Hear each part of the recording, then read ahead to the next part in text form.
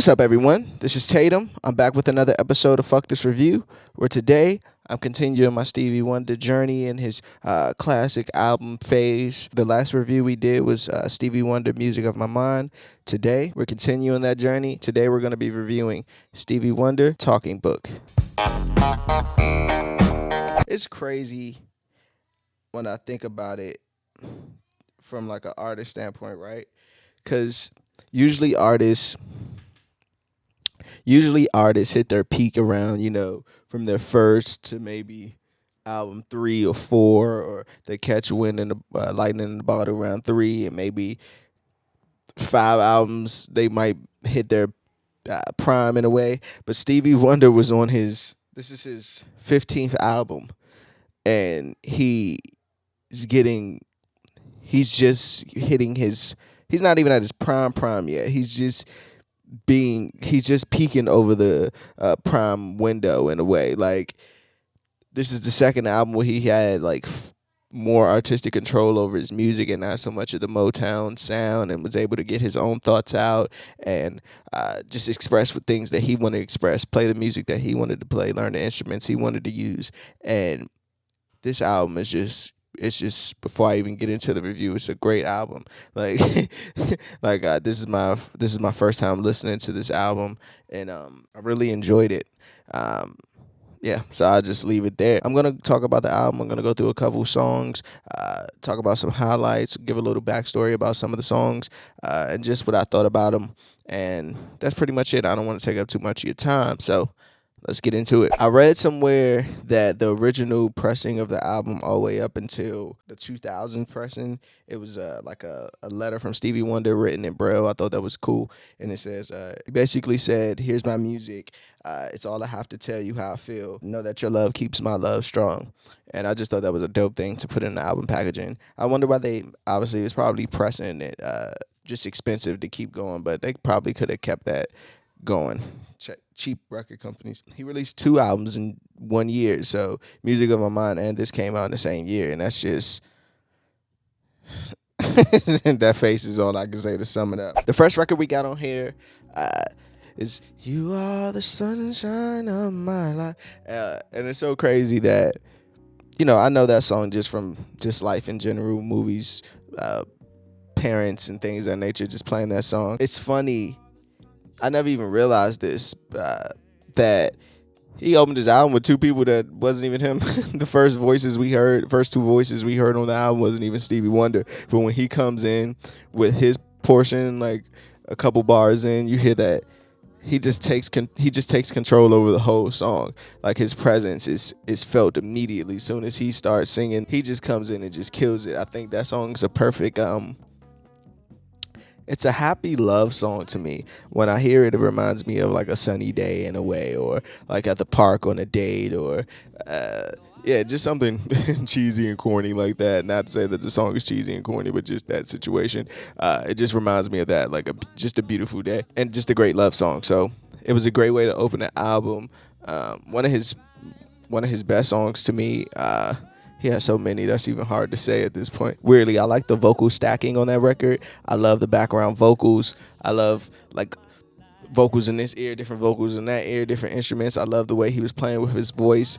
Like, he'll drop down like to a dark tone of voice at one point in the album.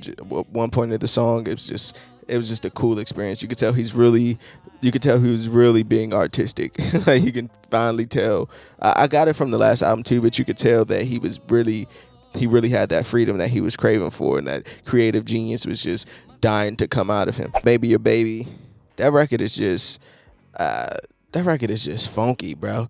Like, maybe your baby done made some other plan. Don't. That bass on there is just funky. I was just listening to it like that the whole time. Like, ugh, it's just a nasty record in a good way. I love that electric guitar on there as well. And there's a line on there where he was saying like, because the song is about maybe your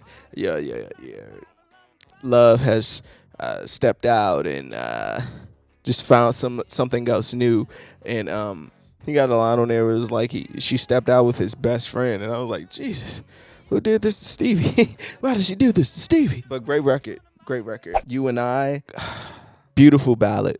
That's the only thing I can say about it. It's just beautiful. It sounds like a wedding song. And his love for the synth is crazy. Like the way he's manipulating these synth sounds is just insane. And like how towards the end it gets a little stronger when he starts like not screaming you and I, but just strongly singing you and like he starts singing you and I stronger and stronger towards the end. I thought that was like, it's just a beautiful record, man. I don't know what else I could say about it. It's just one of the most beautiful love records I ever heard. It's soulful. It hits every core of you. Like even if you're not in love or just got out of love, that this song is going to affect you in some way. It's a breakdown a little bit before the second verse comes in for a couple bars.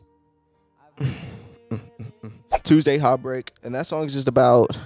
This is a wild love album. Once I'm looking, now that I'm going over these records all at one time, it's a wild love record. Like falling in love, some songs, down and out in some songs. Your spouse or love is stepping out on you. Then you got the song where you have a crush, and the crush is interested in someone else, for lack of better words, and it's just that moment that you're living in. You know, Tuesday Heartbreak seems to be unfair because you say that you found another man. Tuesday Heartbreak, guess you don't care because you found another man. And, you know, his heart is broken. Compared to the music of my mind, I did find this one to be a tad bit a shade darker of tone than the last record. That was just me though. Tuesday Heartbreak, but it's like this. It's upbeat. I wanna be with you. Like it's a upbeat kind of record, even though the subject he sounds sad in a way. You Got It, Bad Girl, and I'm gonna just say early that's probably my favorite song. Easily one of my favorite Stevie Wonder songs. I've been listening to this song nonstop since I started listening to this album. Every day I'm listening to this song. I just love the way. I love the whole vibe of it. Like it's like this smooth, springish kind of record. Like falling in love, not being afraid to express how you're having feelings for someone, and it's just an all around feel good record. Like I've literally been listening to that song every day. You got it bad, girl. Then he switched it. You got it good, girl. I found the demo version of this song as well on YouTube, and just to see like the bare bone record of this is just, he could have put the bare bone record out, but this one, you know, stacked with synths and different type of instruments over it. It's just, man, Stevie Wonder is just great. That leads into Superstition, and there's not much I can say about Superstition that hasn't been said. Bonafide, certified, great record, classic record, one of the greatest records of all time. Not just Stevie Wonder's records, but just one of the greatest records of all time. And even the subject of it is just, you know, when you believe in things you don't understand.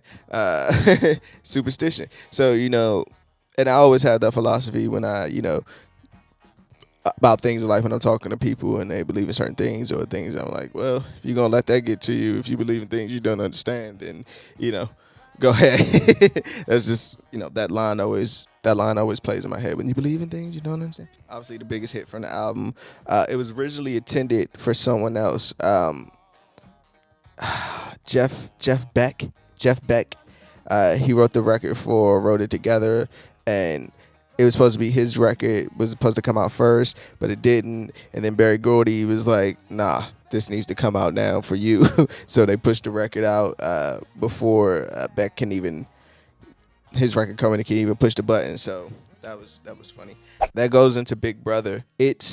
When this record came on, it showed me that he did have, you could tell he was getting the artistic control because he got to talk about stuff like this, like the government and the man, quote unquote, or Big Brother, quote unquote, and you know the politics of why things are like this in a certain neighborhood, and or politicians only catering to this certain group to get votes, and next year they're on to something else and forget about and use you all up and just forget about you and throw you to the wayside, which a lot of stuff he touched on this record is still going on today. I'd probably be going forever. But that was just a good record. It shows how when you get creative control, when you give creative control to somebody as genius as Stevie Wonder, you're bound to get some great thought-provoking changing of the times material. And he has that a lot, even on I can't even say it. It's on the album. It's on the album after this. So in that review, I'll get to it. Blame It on the Sun. Oh my gosh, that record. I wasn't even expecting so I'll blame it on the sun. Like the way the hook drops in and it becomes like this darkish purple, sad kind of record. Just blows me away, man. Like, this record is so amazing.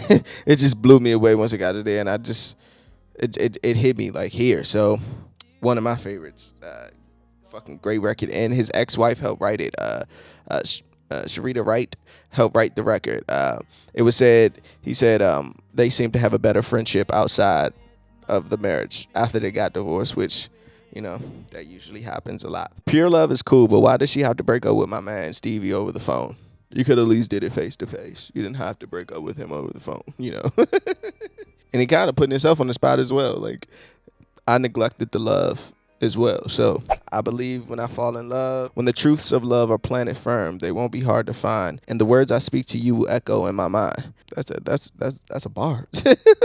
Let me get into my best songs. You Got It Bad Girl, obviously, Superstition, and Blame It on the Sun. And I could have put maybe Your Babies, another one of my favorites. Worst record, I'm gonna go with I Believe.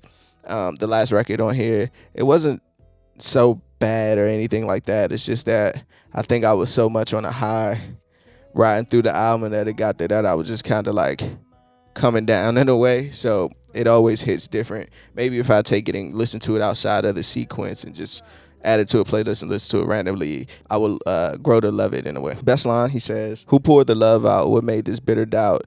Is peace not here for me to see? I wish I could tell you what I'm feeling, but words won't come for me to speak." I was like, wow, that's again, Stevie Wonder with the poetry.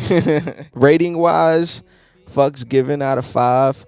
I'm gonna give this a 5 out of 5. Again, I think it's the second one in a row. I don't even know why I'm rating him because it's his classic period. So most likely they're gonna get a 5 for me, just off sheer enjoyment of music. Let's wrap this shit up though. In closing, Talking Book, I think great fucking album because you could tell Stevie is really, they let the creative chains go. And, Music in My Mind was a little bit of that, but this one is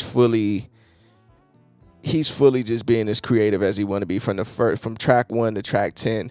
And with the voice changes or the instruments he's using or the song subject matter, just everything about it. Like, you can hear the pain, you can hear the joy, you can just hear insecurities, you can hear everything on this record. And one of my favorite songs, You Got a Bad Girl. So I enjoy this album. I enjoy listening to it. I can't wait to continue this journey now. Like, I'm all in at this point. The next album is, I think it's Inner Visions. Yeah, the next album is Inner Visions. I'll have that next week. Yeah, as always though, fuck this review. I'm Tatum. Peace.